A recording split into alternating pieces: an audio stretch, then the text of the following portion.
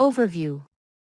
Active Directory Domain Services, ADDS, and its related services form the foundation for enterprise networks that run Windows operating systems. The ADDS database is the central store of all the domain objects, such as user accounts, computer accounts, and groups. ADDS provides a searchable, hierarchical directory and a method for applying configuration and security settings for objects in the enterprise.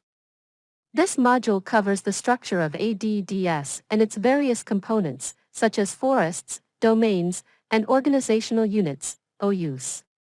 With an increasing focus on cloud and hybrid environments, Windows Server 2016 includes several new ADDS features that make it easier to manage these environments.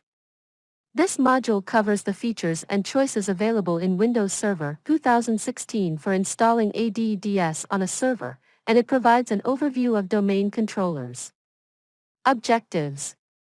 After completing this module, you will be able to describe ADDS and its main components. Describe the purpose and roles of domain controllers.